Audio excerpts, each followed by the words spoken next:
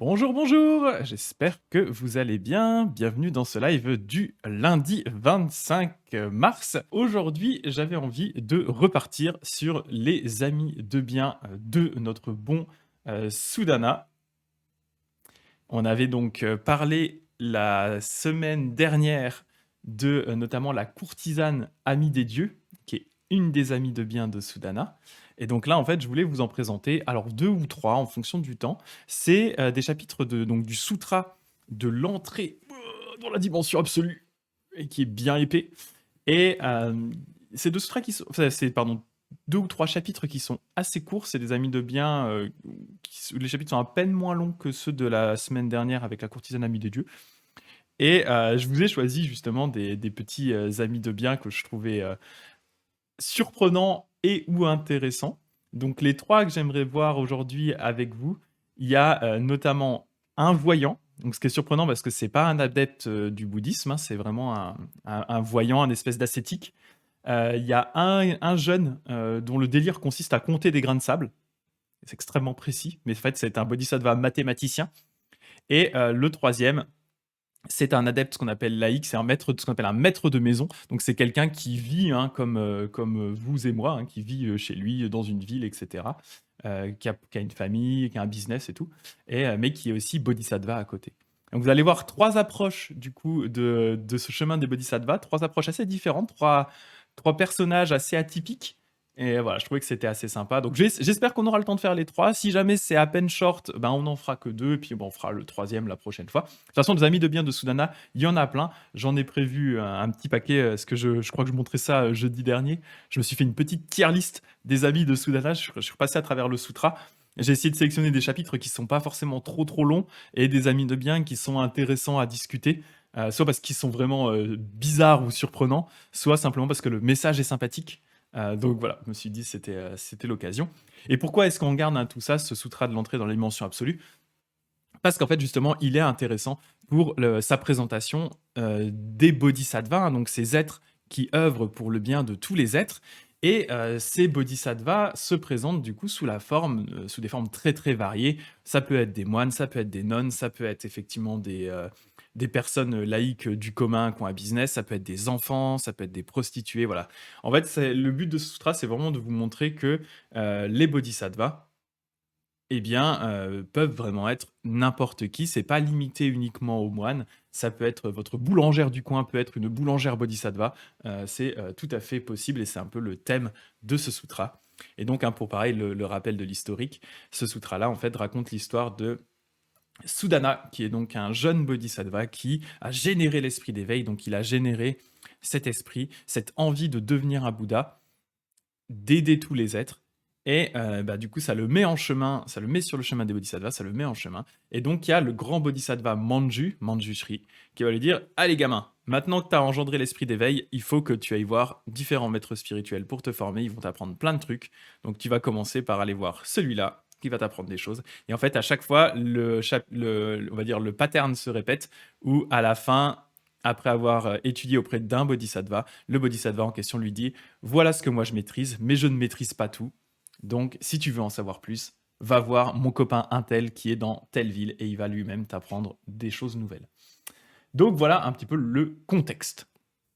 Donc, je vous propose de regarder tout ça et d'attaquer directement avec le voyant à l'effroyable voix. Alors, je vais déjà vous le montrer parce il est bien beau. Voilà. J'ai une petite illustration ici du voyant à l'effroyable voix. Donc là, hein, on a notre tout mignon bébou Soudana qui va voir ici le voyant à l'effroyable voix. Et vous voyez, hein, il est habillé en peau de bête, il est entouré de disciples qui ont l'air des disciples ascétiques.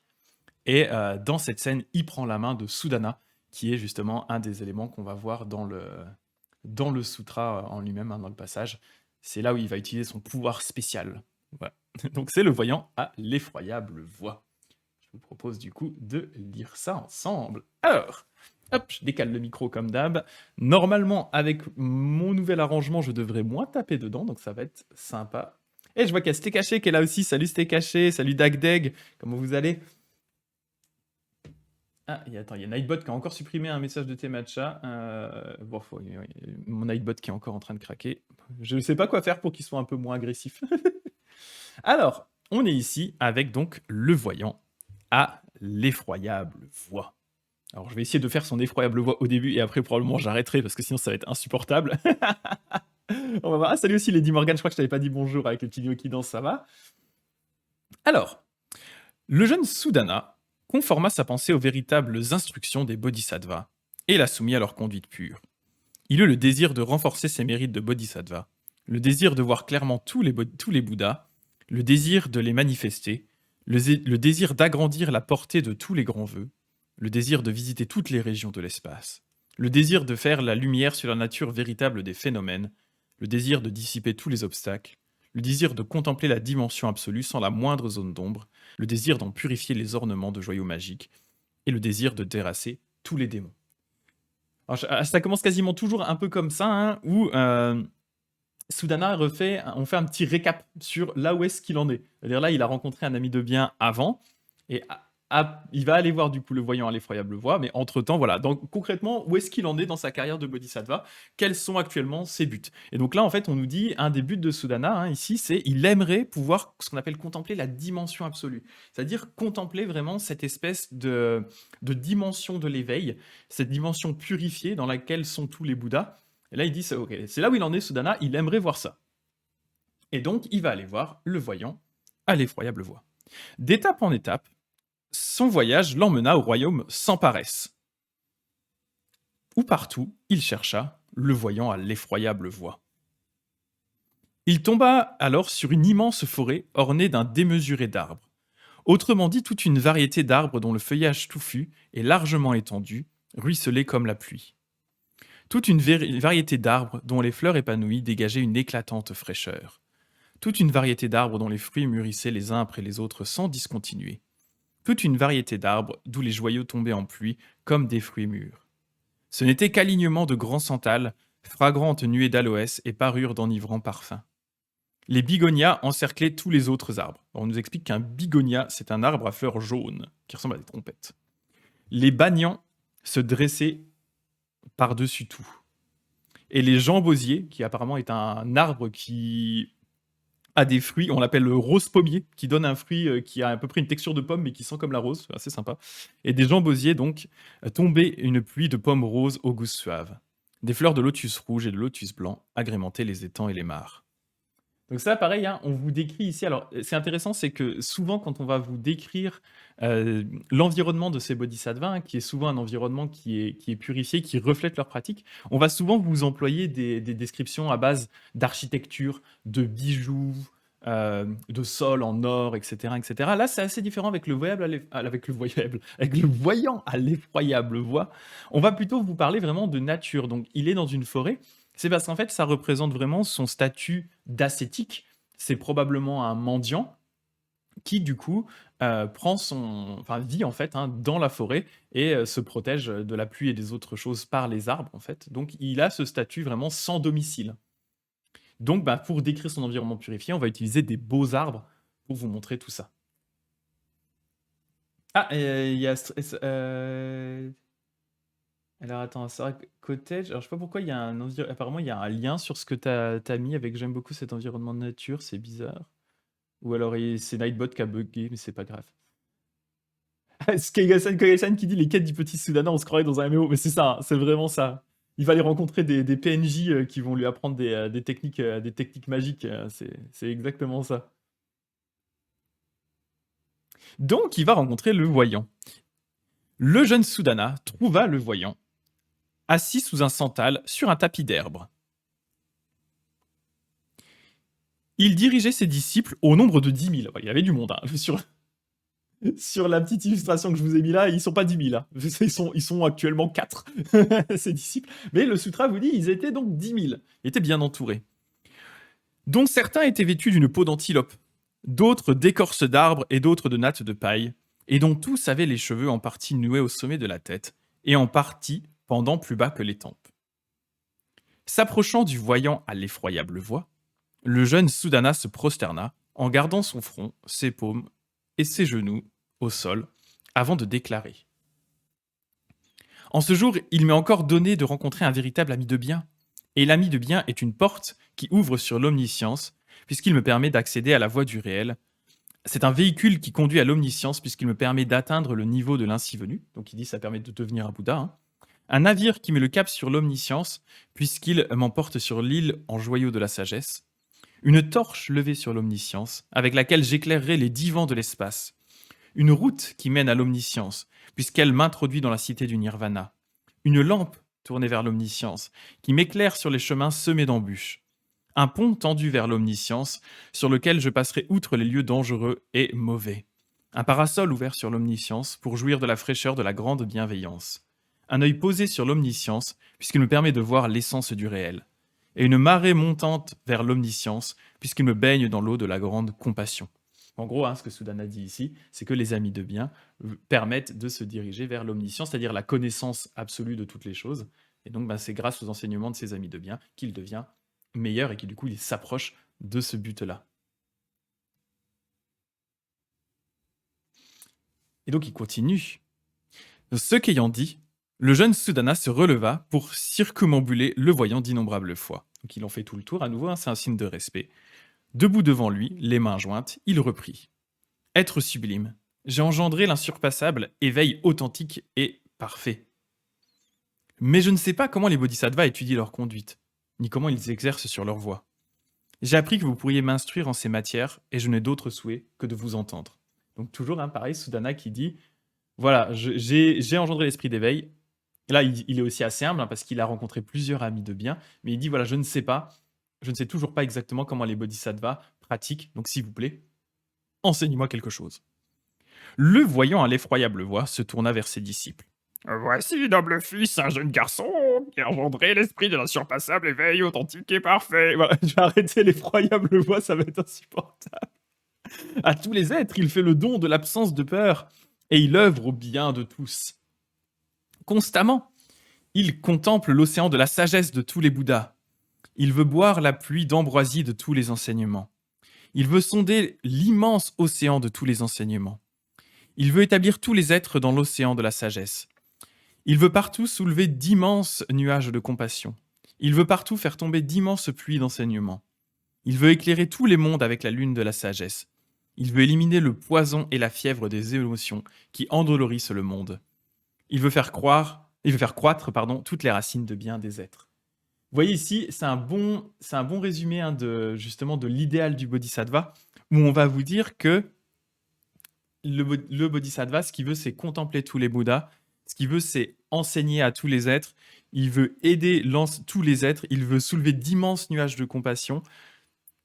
Il veut éclairer tous les mondes avec sa sagesse. En fait, il y a vraiment cette espèce d'idée universelle du bodhisattva où la pratique qu'on réalise, elle est vraiment en vue de tous les êtres dans tous les mondes. Et là, donc le voyant l'effroyable voix, il résume bien cette logique et cette idée en disant, voilà, Sudana, c'est ça son objectif. Donc c'est vraiment un objectif qui est super high level. Il est très très haut. Tech Deck qui doute quel jeu d'acteur, Greg. C'est la voyant, l'effroyable voix. Insupportable. Jardin de thé qui dit les senteurs des arbres où se trouvent les bodhisattvas rappellent les odeurs d'encens lors des cérémonies. Oui, tout à fait, hein, tout à fait. Au fond, est-ce pour retrouver ce moment-là? Oui, c'est exactement ça. C'est une très bonne remarque, Jordan T. C'est tout à fait ça. Les arbres qui sont utilisés là dans le début du sutra, c'est effectivement, c'est pas une coïncidence que ce soit des arbres qui soient utilisés dans la conception d'encens, des arbres qui sont assez odorants de base, mais des bonnes odeurs en fait. Donc effectivement, oui. Comme le voyant à l'effroyable voix vit cette vie de reclus, de mendiant, etc., il ne peut pas avoir vraiment on va dire des objets matériels qui vont symboliser son état de réalisation. Donc à la place, on va, comme je disais au début, utiliser des arbres, mais comme tu l'as bien fait remarquer, en fait, ce sont des arbres qui permettent de produire de l'encens, des arbres qui produisent des beaux fruits, qui ont une bonne odeur, etc. Donc c'est comme ça, en fait, que, puisque lui n'a rien en termes d'objets, c'est comme ça, en fait, qu'on va symboliser sa réalisation. On dirait la voix de Yoda. Faudrait que j'inverse le verbe. Tu vois, Tchak qui dit c'est grave, mais c'est très très fort en image. Exactement, oui, bien sûr, c'est ça qui est important, hein. C'est très important. Du coup, vous aviez bien compris la logique qu'il y a effectivement derrière tout ça, quoi. Et donc, le voyant à l'effroyable voix a fait l'éloge de Sudana. Donc, qu'est-ce qui va se passer? À ces mots, les autres voyants répandirent sur Sudana toutes sortes de fleurs aux parfums merveilleux et se prosternèrent à ses pieds pour lui rendre hommage. C'est vraiment ce qu'on disait, hein. Du coup, ils n'ont pas d'autre objet, donc ils lui jettent des fleurs dessus, hein. L'entourant avec le plus grand respect, il disait, donc là c'est les voyants qui parlent, hein. Voici un jeune garçon qui va protéger tous les êtres. Donc là, à nouveau, très important dans la carrière du Bodhisattva. Il va éliminer les souffrances des enfers, abolir les renaissances animales, renverser le monde du Seigneur de la mort, fermer les portes des conditions où il est très difficile de pratiquer le dharma, assécher l'océan de la soif, permettre aux êtres de détruire à jamais l'immense masse de leurs souffrances, chasser pour toujours les ténèbres de l'ignorance, couper définitivement les liens du désir et de l'attachement, entourer le monde avec les grandes chaînes de montagnes circulaires de tous les actes méritoires, révéler au monde le précieux mont Mérou de la connaissance, dévoiler le très pur soleil de la sagesse, manifester le trésor des racines de bien, et permettre au monde de bien distinguer ce qui est dangereux de ce qui ne l'est pas. Donc là, Sudana, il a quand même un petit peu la pression, parce que les voyants, ils disent, ok, regardez ce que ce jeune va être capable de faire. Donc on vous dit qu'il va être capable d'abolir les souffrances des enfers, il va être capable de chasser l'ignorance, il va être capable de couper le désir et l'attachement des êtres, il va être capable de manifester la sagesse partout. Voilà, on vous dit, il va réaliser vraiment l'entièreté de la carrière des bodhisattvas, et il va atteindre vraiment cet état qui permet de libérer tous les êtres. Effroyable voix dit alors à ses disciples. Il est sûr, noble fils, que l'être qui peut engendrer l'esprit de l'insurpassable éveil authentique et parfait accomplira la voie de l'omniscience. Or, ce jeune garçon a engendré l'esprit de l'insurpassable éveil authentique et parfait. Et pour sûr, il purifiera toutes les qualités d'un Bouddha. Puis il s'adressa à Sudana. Noble fils, dit-il, j'ai atteint la libération de l'invincible bannière de victoire des bodhisattvas. Et donc Sudana demande quel en est l'objet. Le voyant à l'effroyable voix, et là attention, il va utiliser son pouvoir magique, et c'est ce qu'on voit sur cette scène, hein, que j'avais partagé ici. Il va utiliser son super pouvoir, attention. Le voyant à l'effroyable voix tendit alors la paume droite et la posa sur la tête du jeune garçon. Puis il le prit par la main. Et attention, immédiatement, Sudana se sentit transporté dans des mondes aussi nombreux que les atomes qui constituent les champs de Bouddha de chacun des divans de l'espace. C'est-à-dire, en gros, il se sent transporté, il voit d'un coup un milliard de mondes dans toutes les directions. Autant de mondes qu'il y a d'atomes dans un univers de mondes. Donc, c'est autant de mondes qu'il y a d'atomes dans un univers de mondes. Donc, c'est vraiment une infinité de mondes. D'un coup, il se sent transporté dans tous ces mondes en même temps. Il se retrouva alors en présence de Bouddhas aussi nombreux que les atomes qui constituent les champs de ces 10 Bouddhas. Et il vit les champs des Bouddhas, donc à nouveau un champ de Bouddha, hein, c'est un univers, c'est un monde en fait qui a été purifié par un Bouddha. C'est sa zone d'action. Et donc il vit les champs des Bouddhas et les assemblées qui s'y tenaient, de même que les marques majeures et mineures de ces Bouddhas et toute la variété de leurs ornements. Il entendit les Bouddhas enseigner le Dharma selon les inclinations de tous les êtres. De chaque mot, comme de chaque phrase, que les Bouddhas prononçaient, il réalisa le sens. Et il reçut et retint chacun de ces enseignements sans la moindre confusion. Il sut que les Bouddhas purifiaient leurs vœux et aménageaient en fonction des aspirations de chaque être. Il vit que les Bouddhas adoptaient une apparence en fonction de l'esprit de chacun. Ça, on a déjà parlé, hein, c'est l'idée de moyens adaptés. Hein. Il vit la pureté et la perfection de toutes les couleurs qui émanaient des Bouddhas en tissant de grands réseaux de lumière. Il comprit la puissance du grand rayonnement lumineux de la connaissance des Bouddhas que rien ne peut arrêter. Et il se vit lui-même en présence de chacun de ces Bouddhas pendant un jour, une nuit, ou bien une semaine, ou encore 15 jours, un mois, une année, 10 ans, un siècle, 1000 ans, 10 000 ans, 100 millions d'années, la moitié d'une ère cosmique, une ère entière, 100 ères, 1000 ères, 100 millions de fois 100 000 ères, et ainsi de suite, jusqu'à un nombre d'ères égal au nombre des atomes qui constituent un indicible de champ de Bouddha. Donc il est parti, Sudana est parti très très loin. Je sais pas ce que le voyant il avait dans sa main quand il lui a posé sur la tête, mais il est parti en mode trip champi très très loin. Et donc c'est ça, il se voit vraiment, il voit tous ces Bouddhas, il voit tous ces mondes. Et encore plus que ça, il se voit auprès de chacun de ces Bouddhas qui vont lui enseigner des choses pendant 1 an, 2 ans, 1000 ans, des millions de milliards d'années. Il va rester auprès de ces Bouddhas-là. Donc c'est vraiment un énorme trip. Le voyant à l'effroyable voix, son pouvoir, il te touche et tu pars en trip plus loin que t'es jamais parti. C'est assez incroyable. Il y a Kogai-san qui dit Matrix. Oui, Jardin T, c'est chant avec un ANT. Ouais, pas le chant ANT, effectivement. Ouais. Ouais, en fait, c'est un chant vraiment comme un.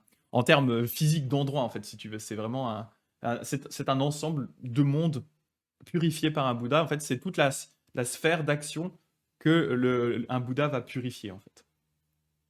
Donc, Sudana est parti très très loin, très très très loin. C'est à quoi faire un méga bad trip en revenant à lui, c'est ça. Et donc, on nous dit, illuminé par le rayonnement de sagesse de la méthode de libération de l'invincible bannière de Victoire des Bodhisattvas, c'est le pouvoir magique de notre bon voyant, le jeune Sudana acquit les lumières du recueillement dans le trésor de Vairocana. Le trésor de Vairocana. Vairocana, en fait, c'est l'archétype du Bouddha. En fait, c'est le Bouddha des Bouddhas. C'est le Bouddha qui représente l'état de Bouddha. C'est le corps, en fait, qu'atteignent tous les Bouddhas quand ils deviennent un Bouddha. Donc, c'est un peu l'espèce de Bouddha suprême. En réalité, c'est le même état qu'atteignent tous les Bouddhas. Donc, il atteint ce recueillement du trésor de Vairocana. Illuminé par les rayons du recueillement libérateur de la sagesse inépuisable, il acquit les lumières de la formule de mémoire qui rassemble tous les horizons. Donc ça, c'est souvent aussi un pouvoir que peuvent acquérir certains bodhisattvas. Ce sont ce qu'on appelle des formules de mémoire. C'est-à-dire c'est des techniques, des sortes de palais mentaux, si vous voulez, ou des techniques qui permettent des moyens mnémotechniques qui permettent de retenir à fond des enseignements. Illuminé par les rayons de la formule de mémoire de la roue de diamant, il acquit les lumières du recueillement de l'extrêmement pure sagesse. Illuminé par les rayons de la connaissance transcendante, trésor des ornements de l'accès universel, il acquit les lumières du recueillement de la roue du trésor de l'espace des Bouddhas. Et illuminé par les rayons du recueillement de la roue des enseignements de tous les Bouddhas, il acquit les lumières du recueillement de la sagesse inépuisable dans les trois temps. Donc en fait, grâce à ce superbe trip où il est parti dans l'univers infini à la rencontre de plein de Bouddhas auxquels il est resté pendant un temps indéfiniment long, eh bien, il a acquis en fait plein de techniques, notamment des techniques de mémorisation et des techniques qui lui permettent voilà, d'acquérir plus de sagesse, etc. Il a acquis plein de choses. Et là, attention, on va retourner à la réalité. Le voyant à l'effroyable voix lui lâcha alors la main, et le jeune Sudana vit qu'il était revenu là d'où il était parti. Terminé le trip, fini. Noble fils, lui dit le voyant, te rappelles-tu ce que tu viens de voir? Oui, répondit Sudana. Tel est votre pouvoir, sublime ami de bien. Noble fils, dit le voyant, je ne connais guère que cette méthode de libération de l'invincible bannière de victoire des Bodhisattvas. Chaque fois que je dis ce truc, j'ai envie de faire yeah, l'invincible bannière de victoire des Bodhisattvas. Mais les Bodhisattvas, ces grands êtres, accomplissent tous les recueillements les plus éminemment sublimes. Ils contrôlent chaque instant du temps, et à chaque instant manifestent l'immensurable sagesse des Bouddhas. Ils éclairent tous les mondes et les ornements avec la lampe de la sagesse des Bouddhas. En un seul instant, ils accèdent au monde d'objets du passé, du présent et du futur, et se multiplient pour apparaître dans les royaumes des divans de l'espace. Ça, c'est un point aussi qui m'a toujours fait halluciner et puis que je trouve assez fou avec cet idéal de Bouddha et de Bodhisattva. C'est le fait que, passé à un certain niveau, ils peuvent se popper dans le présent, mais aussi dans le passé et dans le futur. Et donc, ils agissent pour le bien des êtres avant même qu'ils soient nés. Et là, tu fais waouh, paradoxe temporel, Docteur Who, retour vers le futur. Voilà, je sais pas, ça me fait halluciner, ça me fait assez triper. Du présent et du futur et se multiplient pour apparaître dans les royaumes des divans de l'espace. Leur corps de sagesse accède à toutes les dimensions absolues, leur permettant d'apparaître à chaque être selon leur cœur. Et observant les facultés et les actes de cet être, ils œuvrent à son bien, en l'irradiant de lumière aussi plaisante que pure. Alors moi, comment pourrais-je connaître, comment pourrais-je expliquer leurs mérites, leurs qualités et leur activité, leurs vœux éminemment sublimes? Donc il parle des bodhisattvas. Hein. Les univers qu'ils embellissent, la sphère de leur sagesse, les facteurs qui opèrent dans leur recueillement, leur pouvoir extraordinaire et leurs prodiges, les méthodes de libération où ils prennent leurs ébats, toutes les nuances de leur apparence physique, la pureté parfaite de leur voix et le rayonnement lumineux de leur sagesse. Donc là, à nouveau, hein, c'est le voyant l'effroyable voix qui dit, voilà, moi je maîtrise que cette technique du super trip vers l'infini, mais les bodhisattvas, ils gèrent des trucs bien plus fous que moi, donc comment est-ce que moi, avec mon simple pouvoir magique de LSD, je serais capable d'expliquer toute leur sagesse, toute leur subtilité, tous leurs enseignements? Donc il dit, non, non, je suis désolé, plus au sud, noble fils, tu trouveras un lieu habité du nom du commandement, où vit le brahman vainqueur du show. qu'on verra une autre fois. Je vais pas le voir là parce qu'il est un peu plus long et il est particulier. C'est un des fameux amis problématiques. C'est celui qui se jette du haut d'une falaise dans des brasiers en feu et qui descend. Vas-y, jette-toi dans le feu, gamin. Et celui-là, il dit non, j'ai pas envie de mourir. Et voilà. Donc lui, on le verra, mais une autre fois. Va donc lui demander comment les bodhisattvas étudient leur conduite et comment ils s'exercent sur leur voie. Le jeune Sudana ne serait plus alors de sauter de joie. Il saute sur place. Et il prosterna sa tête sous les pieds du voyant, le circumambula d'innombrables fois en le couvrant de regards admiratifs, puis il se retira et s'enfuit vers le sud. Donc voilà le fameux voyant à l'effroyable voix. Vous voyez, il tient la main de Sudana et là il l'emmène pour le trip de sa vie. C'est c'est assez énorme. Voilà, en fait, j'aime beaucoup cette histoire du voyant à l'effroyable voix parce que je trouve son pouvoir est vraiment très drôle. Il te touche et tu pars en trip psychédélique directement sans rien prendre et il t'emmène voir des choses. Et c'est surtout qu'en fait, ce qui est intéressant, c'est que il demande quand même à la fin à Sudana, après le trip, quand il lui lâche la main, il dit est-ce que tu te souviens vraiment de ce que tu as vu en fait? Parce que son pouvoir est tellement puissant qu'une personne qui serait pas prête serait pas capable d'intégrer tout ce qu'il a pu entendre et voir. Et Sudana, il dit ouais, c'est bon, moi je gère, ça va, je vais bien, j'ai retenu ce que j'ai vu. Je viens de passer 10 000 ans auprès d'un Bouddha, tout va bien, dans l'espace de quelques secondes. C'est voilà, c'est assez marrant. J'avais envie de vous le partager parce que je trouvais le passage assez intéressant. Et est-ce que c'est une allégorie de potentielles substances psychédéliques type champi, etc. Je ne sais pas, parce qu'en fait, techniquement, hein, dans le bouddhisme, les moines n'ont pas le droit de prendre de drogue, et donc ça me paraît quand même surprenant. Mais de l'autre, ouais, c'est vraiment assez bizarre cette idée voilà, du voyant. Ou peut-être est-ce que c'est une allégorie par rapport au fait que lui-même est un voyant, donc il voit les choses. Donc en fait, en voyant les choses, en te touchant, il t'aide à toi-même voir les choses. Mais oui, Opium en Asie, par exemple, ouais, effectivement, comme dit Temacha. Hein. Mais voilà, je trouvais que c'était assez marrant, le pouvoir du voyant à l'effroyable voix. Il est assez balèze. Donc, c'était le premier que je voulais vous présenter aujourd'hui, qui est assez atypique. Le deuxième, qui est aussi assez surprenant, je vais vous le montrer là en photo, c'est le jeune qui s'appelle le jeune Libre Seigneur. Le jeune Libre Seigneur, hop, il ressemble à ça. Donc en fait, c'est un petit gamin. Donc on voit ici Sudana à côté. Donc on représente toujours l'ami de bien, un petit peu plus grand pour montrer voilà que c'est lui que Sudana va voir, c'est lui le personnage principal de ce chapitre-là. Mais quand vous regardez les deux ensemble, vous voyez que on peut zoomer un peu, bon c'est un peu flou, mais vous voyez qu'en fait ils sont habillés pareil. Ils ont à peu près la même coupe de cheveux. En fait, ça symbolise le fait que les deux, ce sont des jeunes alors enfants ou adolescents, mais voilà, ce ne sont pas encore des adultes. C'est pour ça qu'on l'appelle le jeune libre seigneur. Et il est entouré d'autres gamins du même genre. Et ils font apparemment des châteaux de sable. Voilà, c'est assez surprenant comme intro. Vous voyez, ici, ils font des petits tas de sable. Des petits tas de sable. Et ben, du coup, on va justement voir un peu c'est quoi cette histoire du jeune libre seigneur, qui est en fait un bodhisattva mathématicien dont le but est d'essayer de comprendre l'infiniment grand par le calcul. Donc c'est assez intéressant. On a eu vraiment... Oui, alors je vais revenir sur Vairocana, bon point, Jardin de Thé. On a eu, je finis juste avec ça, c'est un contraste intéressant parce qu'on a le voyant à l'effroyable voix qui, lui, va vraiment générer un peu cette espèce d'aspect mystique par le côté visualisation, donc en t'envoyant voir des choses en mode trip. Et le jeune libre seigneur est assez différent de ça. Il représente un peu une autre tradition du côté mystique, etc., qui est justement le calcul, essayer de toucher le divin, ou de toucher toucher le divin, de toucher le réel par le calcul, par l'infini en fait. Essayer par les nombres de s'approcher en fait de la divinité, de l'infiniment grand, etc. Donc lui, il a une autre approche qui est un peu plus pragmatique, presque un peu plus scientifique d'une certaine façon, le jeune libre seigneur. Donc c'est assez intéressant. Oui, merci Sarah Kotesh qui le lit vraiment très beau. Oui, il est très très beau. Et c'est marrant, alors, je sais pas si c'est une coïncidence ou pas, j'ai un de mes amis sur Facebook il est enseignant-chercheur en bouddhisme, il est aussi en formation pour être moine, mais il est américain. Et il a partagé une photo de ce livre tout dernièrement, et j'étais surpris, je me dis, tiens, c'est bizarre la coïncidence, parce que c'est pas un bouquin qui court les rues non plus, il est quand même très spécifique, mais voilà, je l'aime beaucoup, je vais juste vous remontrer la couverture. Voilà, c'est celui-là.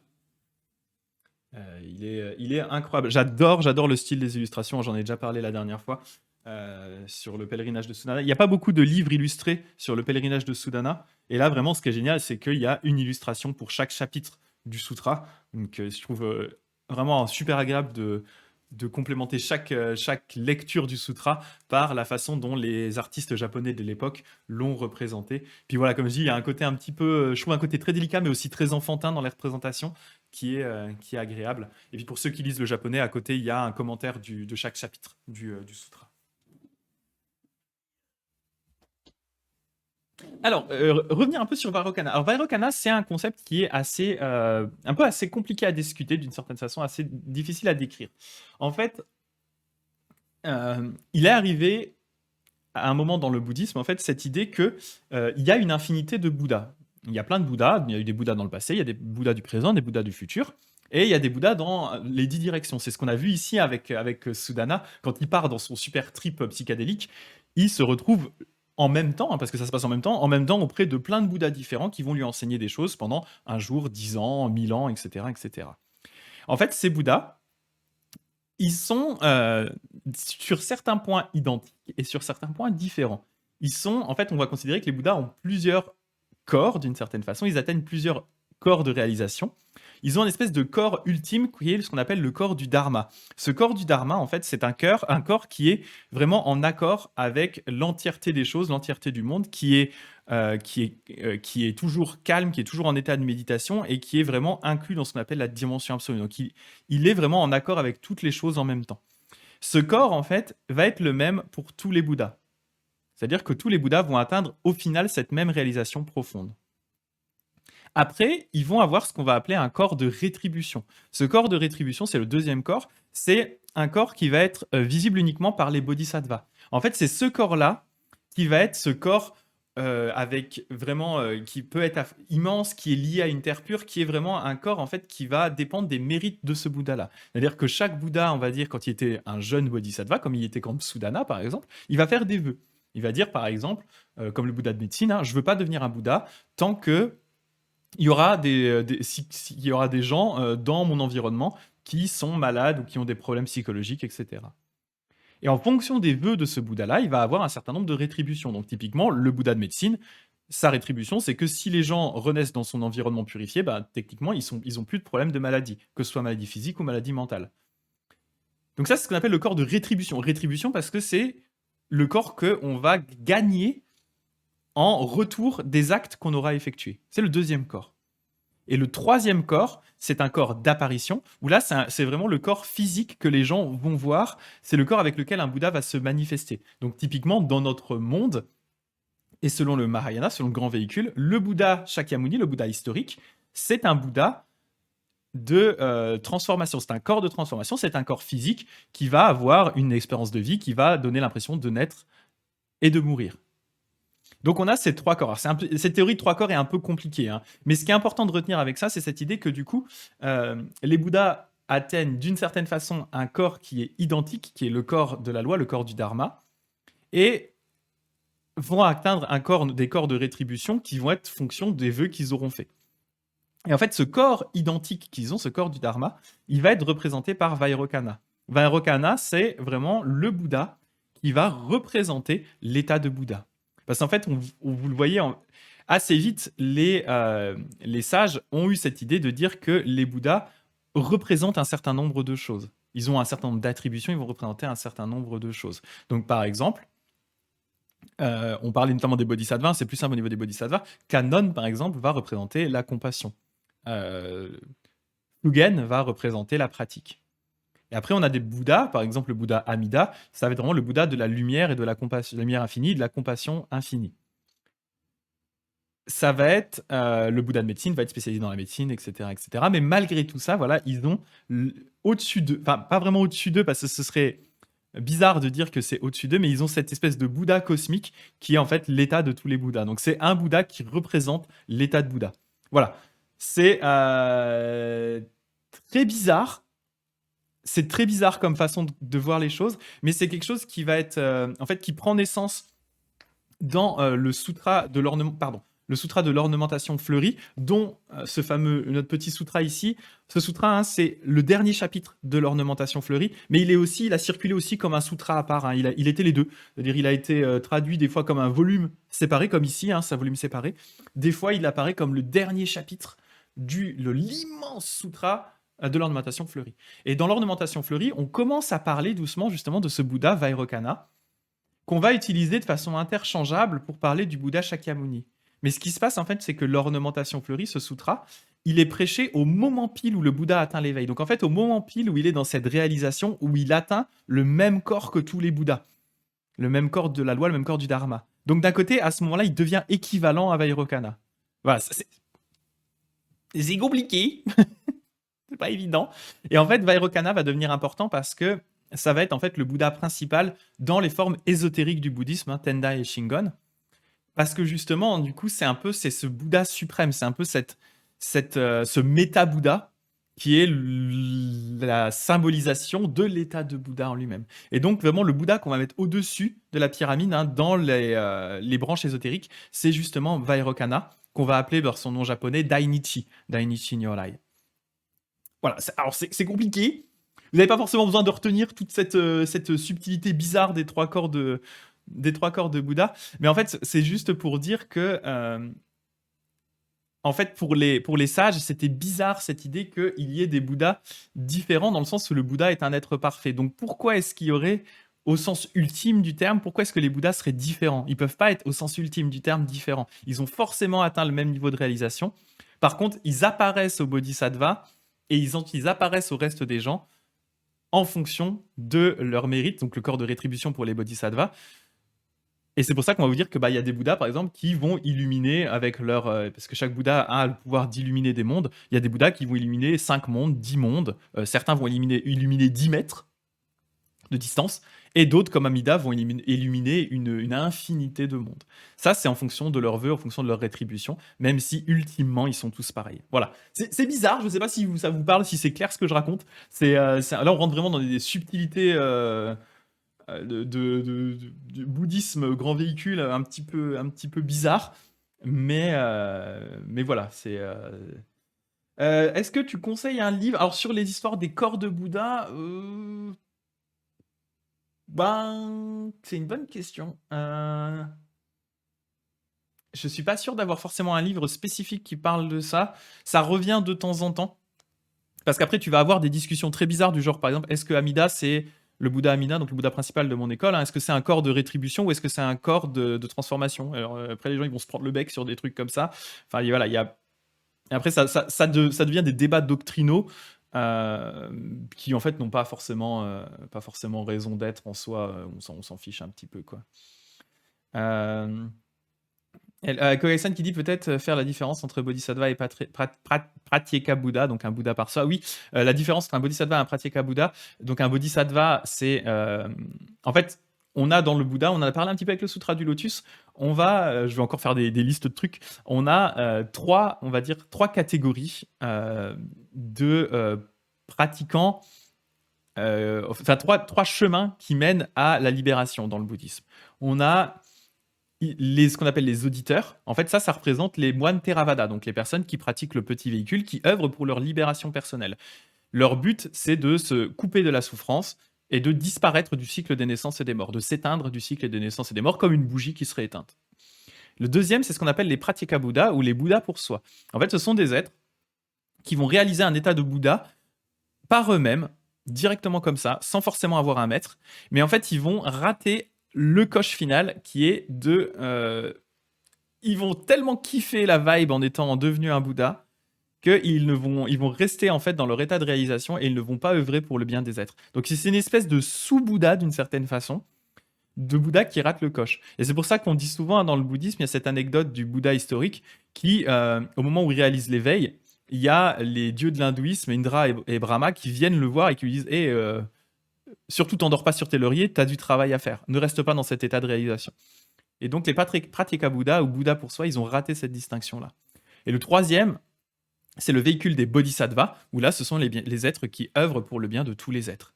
Et donc, le Sutra du Lotus, le point principal du Sutra du Lotus, c'est de vous dire que ces trois catégories d'êtres, en réalité, Ce sont 3 chemins différents, mais à terme, les Bouddhas ne vont pas les abandonner là.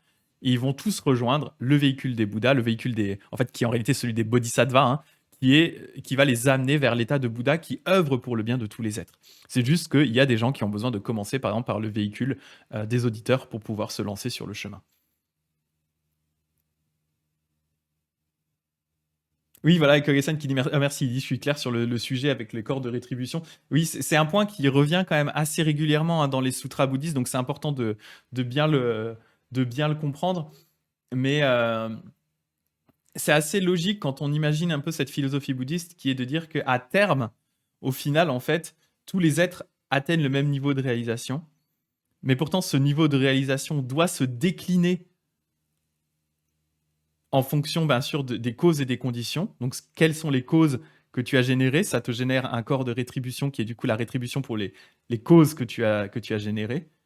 Et en plus de ça, les Bouddhas ont la possibilité de se manifester sous des corps d'apparition pour les différents êtres, où là, ben, c'est du coup c'est vraiment des avatars, au sens vraiment comme dans le film Avatar, quoi. Ce sont des avatars. Donc voilà. Sarah Cottage qui a le cerveau qui crame, je suis désolé. Alors, j'avais pas forcément prévu de rentrer sur les corps de Bouddha, mais quand on parle de Vairocana, c'est un peu difficile d'éviter cette idée-là. Et c'est pour ça d'ailleurs que si vous allez voir le. Non, je vais voir si je peux vous le montrer ici, avant d'enchaîner. Le Daibutsu de Nara. Daibutsu de Nara. Image.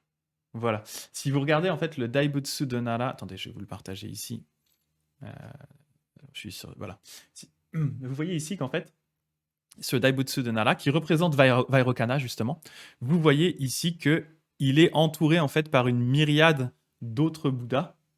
Alors qu'on peut interpréter soit comme étant des corps de transformation qu'il va générer, soit comme étant justement les Bouddhas des 10 directions, et c'est probablement plutôt ça, hein, les Bouddhas des 10 directions, parce que du coup, en fait, chacun de ces Bouddhas réalise également à son état suprême et identique à Vairocana. Et Vairochana. Et d'ailleurs, Vairochana, sur cette représentation-là, il est assis sur un lotus. Et ce lotus-là, j'en avais déjà un peu parlé, hein, sur chacun des pétales de ce lotus qui est gigantesque, se trouve une représentation des mondes des 10 directions. Là, il a les pétales de lotus. Sur chacun de ces mondes, enfin, chacun de ces pétales, en fait, sont gravés des représentations du multivers qui est quasiment infini du bouddhisme, dans lequel œuvre, dans chacun de ces multivers, chacun de ces univers, pardon, chacun de ces mondes des 10 directions, opère et est actif un Bouddha, qui est du coup, au sens ultime, Vairocana lui-même. Mind blowing. Voilà, c'est pas évident. Les 3 corps de Bouddha. Et voilà, voilà. Je vous propose d'enchaîner du coup avec notre jeune libre seigneur. Qui a une pratique, vous allez voir, qui est également très particulière. Le jeune libre seigneur. Quand le jeune Sudana eut reçu les instructions du moine Bonnevue, donc ça c'est celui qu'il a vu avant. Je ne les fais pas du tout dans l'ordre, je les fais vraiment par intérêt et par durée, par à peu près. J'essaie de caler en fonction de la longueur des chapitres, parce qu'il y a des chapitres vraiment qui sont très variables hein, dans ce sutra. Il y en a qui font 1 ou 2 pages, d'autres qui en font 10 ou 20 ou plus. Donc voilà, en fonction de ce que j'ai envie de faire, je choisis des amis de bien, puis j'essaie de trouver des choses qui sont un petit peu différentes, un peu intéressantes à discuter. Donc il avait rencontré juste avant le moine Bonnevue, et il avait reçu ses instructions, il les mémorisa en les récitant, réfléchit à leur sens et les mit en pratique jusqu'à les réaliser clairement. Décidé à en faire sa méthode, il finit par accéder au réel en s'illuminant. Entouré de dieux et de nagas, de yaksha et de gandharva, donc ça ce sont des différents,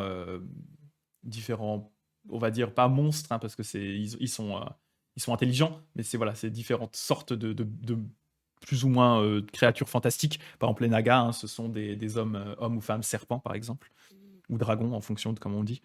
Donc, il entra dans le royaume de renommée et se mit en quête du jeune libre seigneur. Vous allez voir le jeune libre seigneur.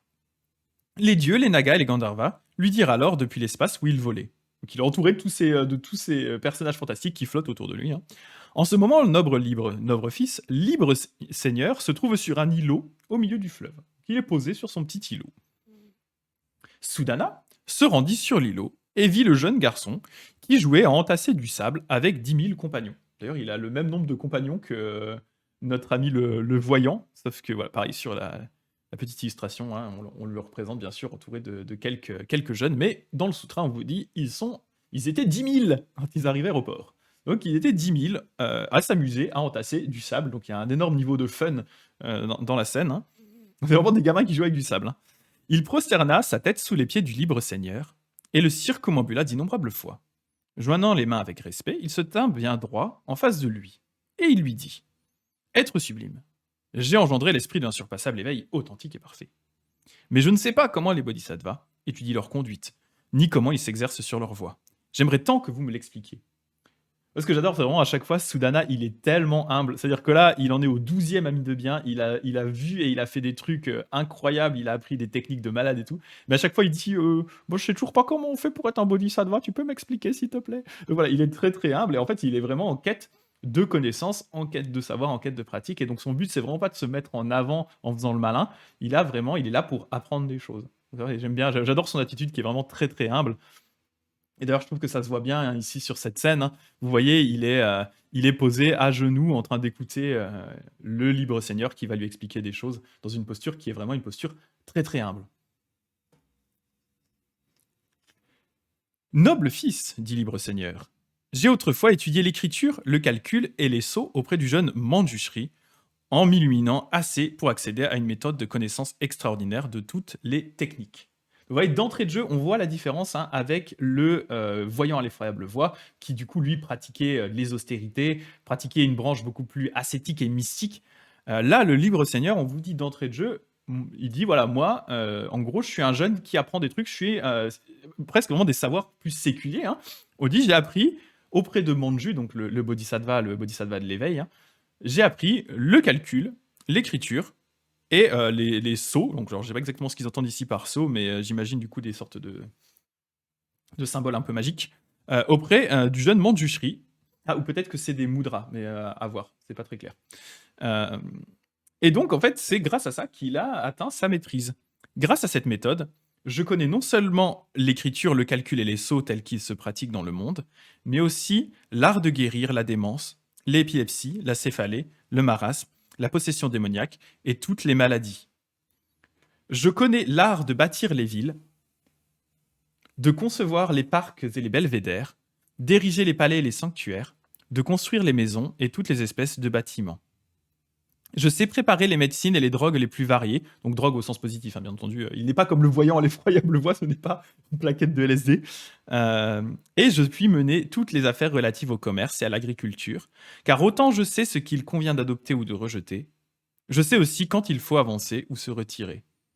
J'excelle encore en physionomie, et je sais quel bienfait fera renaître un être dans une bonne destinée, quel méfait le fera renaître dans une mauvaise destinée. Quel individu doit suivre le véhicule des auditeurs, lequel doit suivre le véhicule des Bouddhas par soi, et lequel accédera à l'omniscience. En plus, je connais toutes ces choses. En plus de connaître toutes ces choses, je sais les enseigner à qui veut les apprendre, jusqu'à ce qu'il soit sûr de son fait et atteigne la perfection ultime en la matière. Ça, c'est aussi un point que je trouve intéressant et sur lequel je voulais revenir. Cette idée qu'en fait, et ça, on va le retrouver en fait dans les universités bouddhistes. Hein. Par exemple, en Inde, il y avait une grande université bouddhiste qui s'appelait Nalanda. Et en fait, dans cette université, les moines ne faisaient pas que étudier la théologie.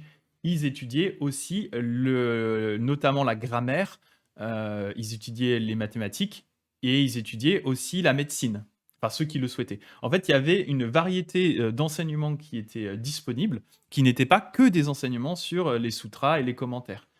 Et donc là, le libre seigneur, c'est vraiment lui une bonne représentation de ça, qui est de dire que un maître vraiment bouddhiste de cette époque-là ne doit pas seulement être un spécialiste religieux. Il doit être capable d'enseigner les mathématiques, d'enseigner la grammaire, d'aider les gens grâce à la médecine et de s'adapter au bien des êtres. Donc là, on vous dit même, en plus, il est capable d'être architecte, etc. C'est aussi une chose qu'on va retrouver hein, souvent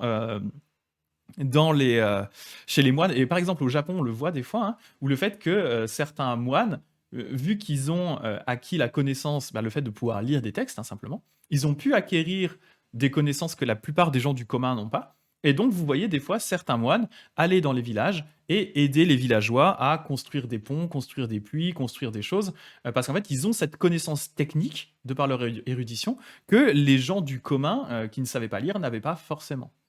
Donc voilà, c'est vraiment, ça élargit le champ de ce que doit être capable de faire un bodhisattva. Donc vous voyez ici, hein, le noble libre seigneur est très très différent pour ça du voyant à l'effroyable voix. Ici, on parle vraiment d'une personne érudite, mais qui a vraiment une maîtrise de ce qu'on pourrait appeler les arts séculiers, hein, donc vraiment les arts plus standards, un peu comme ce que nous, on apprendrait à l'école chez nous, en fait. Et donc, il dit qu'il peut, non seulement il les connaît, mais en plus de ça, il peut les enseigner. Et là, il va venir à son aspect assez surprenant. Et il dit, je connais aussi, noble fils, l'art de compter des bodhisattvas. Je sais par exemple que 100 lakshas font une koti. Donc là, on nous explique un petit peu ce que c'est dans les notes, hein. On nous dit par exemple, on dit un laksa ou lak, ça vaut 100 000.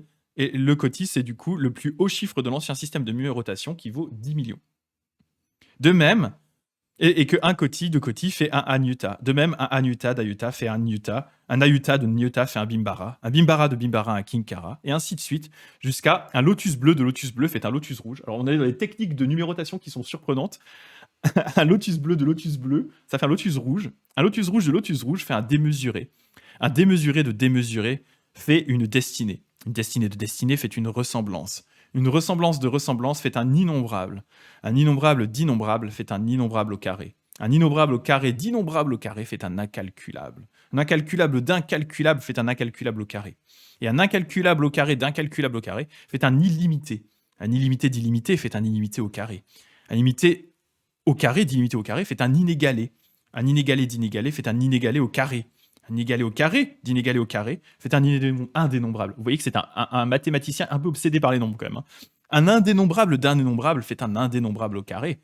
Un indénombrable au carré d'un dénombrable au carré fait un immensurable. Un immensurable d'immensurable fait un immensurable au carré. Un immensurable au carré d'immensurable au carré fait un inconcevable. Un inconcevable d'inconcevable fait un inconcevable au carré.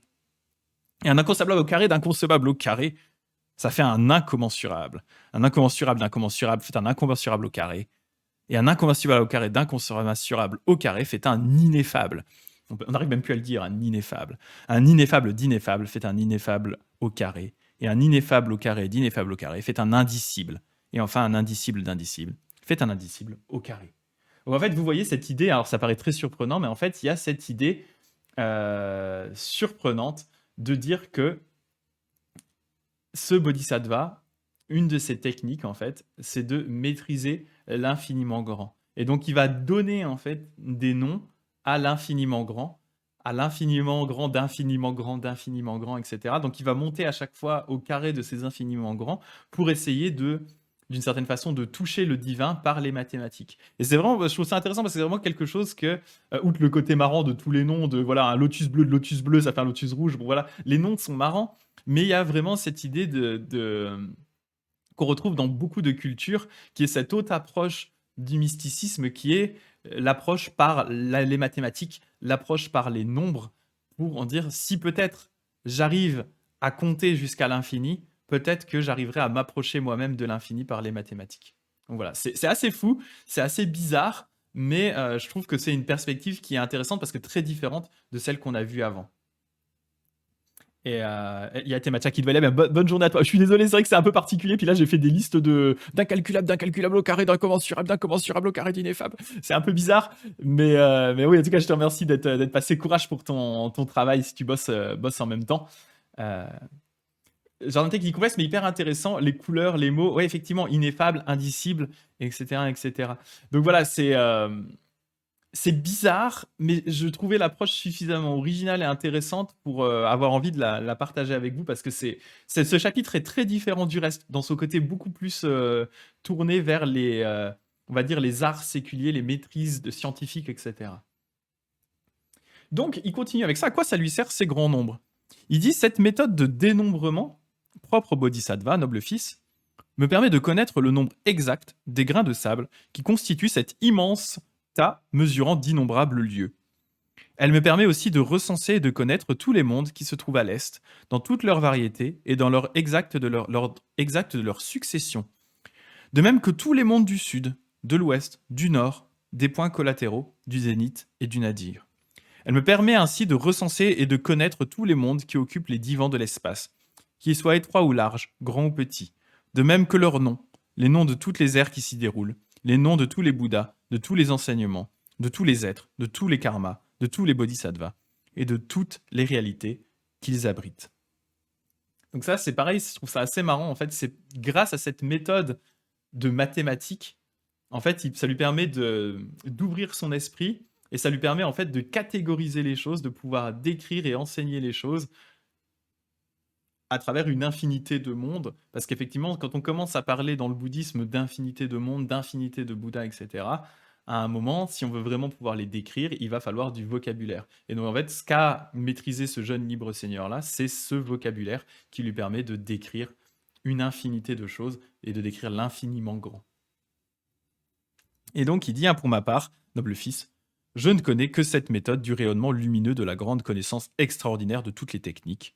Mais les bodhisattvas grands êtres peuvent connaître le nombre exact de tous les êtres, le nombre de toutes les catégories d'enseignement, le nombre de tous les éléments qui différencient les enseignements, le nombre de tous les passés, de tous les présents et de tous les futurs, le nombre des noms de tous les êtres, le nombre des noms de toutes les choses, le nombre de tous les ainsi venus, le nombre de tous les Bouddhas, le nombre de tous les bodhisattvas et le nombre des noms de tous les bodhisattvas. Alors moi, comment pourrais-je décrire leurs qualités, montrer leurs activités, manifester leur monde d'objets, chanter leur sublime pouvoir, juger de leurs désirs, proclamer les auxiliaires de leur éveil, faire connaître leurs grands vœux, vanter leurs pratiques merveilleuses, expliquer leurs transcendantes vertus, révéler leur pureté ou faire rayonner les lumières de leur éminente sublime sagesse.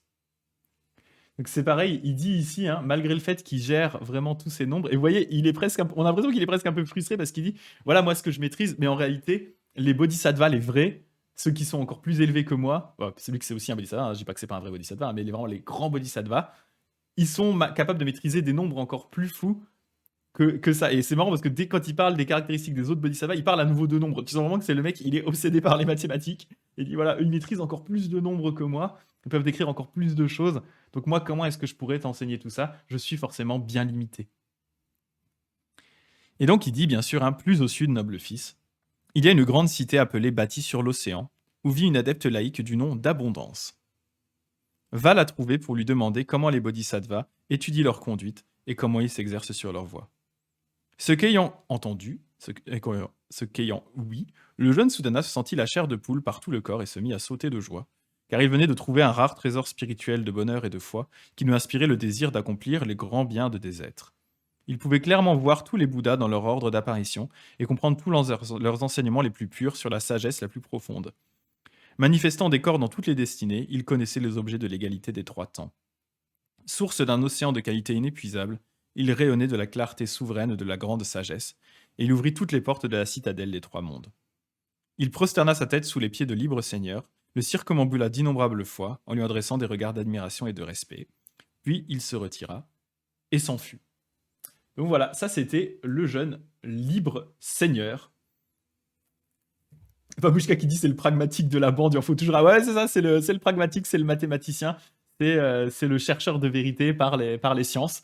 Voilà, je trouvais ça intéressant. Je trouve ça très cool que le sutra ait eu l'idée d'ajouter, de mettre ce jeune personnage. Et en plus, ce qui est intéressant, c'est que c'est un enfant. Et malgré tout, il a déjà cette connaissance des mathématiques, cette connaissance de la grammaire, etc. Une connaissance de maître, en fait, de tous ces éléments-là, malgré le fait qu'ils sont encore très très jeunes. Donc voilà, je trouvais ça assez sympathique. Et je pense peut-être qu'on va s'arrêter là pour aujourd'hui. J'avais prévu d'en faire un troisième, mais j'ai peur que ce soit un petit peu long. Le chapitre n'est pas très très long en lui-même, mais je me dis que ça va peut-être faire beaucoup en plus, donc on pourra éventuellement le voir ensemble une prochaine fois, pourquoi pas. Qui est du coup le laïc Claire Intelligence, qui est donc un maître de maison. Je vais vous montrer à quoi il ressemble ce monsieur. Voilà, qu'on voit ici. C'est un maître de maison, c'est un bien bon bourgeois, entouré voilà, d'autres personnes. Il y a des musiciens autour de lui, etc. Donc il est vraiment représenté comme un laïc, une personne du commun qui vit dans une ville. Et donc, on pourra voir un petit peu la prochaine fois ce que ce Bodhisattva va faire. Qu'est-ce que vous avez pensé de tout ça? Je vais boire un petit coup en attendant. Est-ce que ça vous a intéressé? Est-ce que vous avez trouvé ça bizarre? Il faut pas hésiter à le dire si c'était bizarre.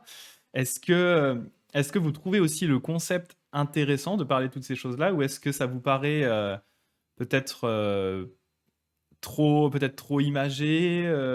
Voilà, quel est votre ressenti par rapport à ça? J'aimerais bien savoir quel est votre ressenti par rapport à tout ça. Je serais curieux de savoir ça.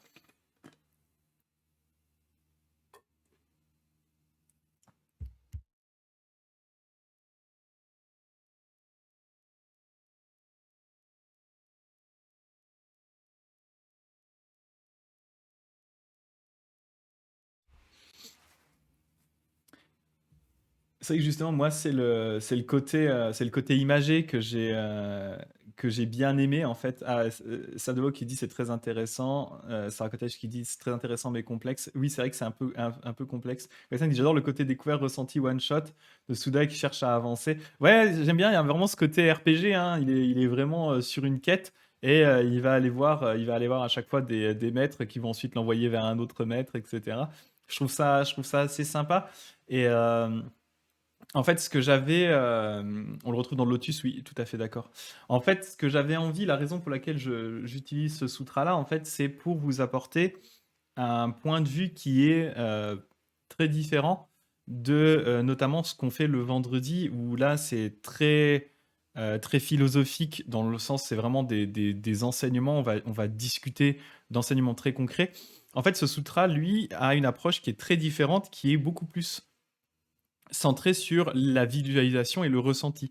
C'est-à-dire qu'on ne va pas, on va pas vous donner de technique, on va pas vous donner de technique, voilà, de méditation, on va pas vous dire, voilà, méditer sur le souffle pendant un certain temps, on va pas, c'est vraiment vous amener en fait une espèce d'imagerie qui elle-même hein, en soi est une forme de méditation, c'est-à-dire que quand vous allez lire ce sutra, certains recommandent même d'ailleurs de le lire à voix haute, où ben, du coup ça va vous aider à visualiser des choses, à, à vous mettre en fait dans un environnement, c'est-à-dire plutôt que d'essayer de le comprendre par, on va dire, l'intellect, on va essayer de vous le faire comprendre par l'émotionnel et l'imagination. En vous faisant visualiser tous ces êtres qui réalisent plein de choses différentes, qui vivent la vie des bodhisattvas sous des angles très variés, par des approches très complexes et différentes, eh bien, voilà, on va un peu vous. L'idée, c'est un peu plus de vous toucher au cœur plutôt que de vous donner vraiment voilà, des enseignements très, on va dire, très concrets sur des méthodes de méditation très spécifiques, etc. D'un côté, c'est plus enrichir votre imaginaire bouddhiste par tous ces êtres-là qui, des fois, ben, contiennent en eux-mêmes une leçon. Par exemple, la leçon du libre Seigneur que je trouve intéressante, elle est de dire c'est pas parce que vous vous engagez dans une voie bouddhiste, une voie religieuse, qu'il faut mettre de côté complètement l'avancée scientifique. Les deux choses vont ensemble. Donc, je trouve, en tout cas, moi, c'est comme ça que je comprends le message du libre Seigneur, par exemple. Le voyant à l'effroyable voie a le message de dire, bah, regardez, en fait, cette personne-là, un bouddhiste aurait pu la croiser dans une forêt en se disant, mais enfin, c'est quoi ce vieux fou qui va comme ça, hein, avec sa voix tout pourrie. Euh, il vit comme un mendiant, il est habillé de loques, etc. Et pourtant, en fait, même cette personne-là, en fait, c'est un bodhisattva qui a des choses à vous apprendre. Donc voilà, ne pas, ça c'est le message, c'est un peu dire, ben, ne jugez pas les gens à leur apparence, ils sont peut-être bien plus érudits, ils ont peut-être une maîtrise des choses que vous n'avez pas. Pas forcément érudits dans le sens connaissance pure, dans le sens, je veux dire, connaissance type gestion des mathématiques, connaissance scientifique, etc., mais peut-être une connaissance en termes plus mystiques et spirituels qui vous dépasse largement, ce qui est le cas notamment du voyant à l'effroyable voix. Et on verra aussi avec du coup, l'adepte laïque qu'on n'a pas eu le temps de faire aujourd'hui, où là, on a aussi cette idée c'est un maître de maison, donc c'est une personne qui y vit, il a plutôt une vie un peu de bourgeois, et pourtant, en fait, il n'est pas du tout avare de donner aux autres. Donc lui, il va vraiment pratiquer le don, malgré voilà, son apparence, où il a l'air d'être quelqu'un d'assez riche, etc. Lui, sa grande pratique, c'est le don. Donc voilà un peu cette idée. Donc je suis content en tout cas si ça vous parle. Euh, je trouve que voilà, moi c'est pour ça, ce sutra m'a plu pour ça, pour cet aspect vraiment très visuel, presque méditatif. Ça nous transporte dans un autre monde, ça nous fait voir le monde d'une autre façon, et je trouve que c'est agréable. Je trouve que c'est agréable. Alors, elle va un petit peu Vachement sympa, accessible cette vidéo que dit Kogai-san, merci. Sarah Cottage qui dit: «Surtout le mathématicien, il m'a fait fumer la tête. Ah, ma préférence va à la méthode du voyant». Bah oui, parce qu'en fait, le mathématicien, lui, il va vous lister des chiffres et des trucs. Enfin, il a vraiment un esprit de mathématicien qui est un esprit de connaissance, d'accumulation de données, d'accumulation de noms. Lui, il a besoin vraiment du côté très concret du comment ça s'appelle? Comment, genre, 10 milliards de 10 milliards au carré, comment ça s'appelle? Ça doit avoir un nom parce que je dois pouvoir le dénombrer. C'est vraiment le mec est très, voilà. Il a un esprit qui correspond à un esprit qu'ont certaines personnes, en fait. Certaines personnes fonctionnent comme ça. Elles ont besoin vraiment de cet accès par la connaissance et l'aspect plus, méditatif, plus émotionnel, plus visuel et cetera, va pas forcément leur parler. Eux, ils ont besoin de mettre des noms sur les choses, que ce soit très clair, de les ranger dans des petites cases, dans des catégories et c'est vraiment comme ça qu'il fonctionne, hein, le libre seigneur, hein. Cette idée de nombre, ça lui permet de donner des catégories, de dire voilà, dans cette direction-là, il y a tous ces Bouddhas-là, voilà leur nom, leur terre. Il met des petites étiquettes sur chaque truc et puis ça lui va bien. Il a besoin de faire ça, lui. Sarah j'en étais où? Ah voilà. Babushka qui dit perso, comme je ris en parabole, j'aime beaucoup, ça ouvre à la réflexion. Oui, j'aborde en parabole. Ouais, effectivement, je trouve ça très sympa, hein. Les messages sont beaux, dit Sarah Cottage. Jardin T, la façon dont tu expliques permet de comprendre mieux certaines notions. Bah, merci. Oui, exactement, sans ça, je n'y arrive pas bien. Ouais, voilà, ça dépend des gens, en fait. Ça dépend des gens. Mais c'est pour ça que je savais que j'allais vous perdre, hein, quand j'allais faire mon listing de chiffres, là. Je me doutais que ça allait vous perdre. D'ailleurs, Temacha est un peu parti, je suis désolé. C'est vrai que travailler en même temps que moi qui récite des noms bizarres en boucle, c'est un peu bizarre. Mais voilà, je voulais vous donner cette approche. Et d'ailleurs, dans l'autre tome, parce qu'en fait, il y a deux tomes de ce livre-là. Il y a un tome d'explication, d'introduction, plus un commentaire, et de ce tome-là qui est vraiment le sutra en lui-même. Et dans le premier tome, en fait, le traducteur parle du fait que la partie du jeune seigneur, elle pourrait presque être lue comme un mantra, si on le lit vraiment en sanskrit original. En fait, c'est vraiment très répétitif. Et en fait, on pourrait presque le lire comme une sorte de mantra à réciter, en fait.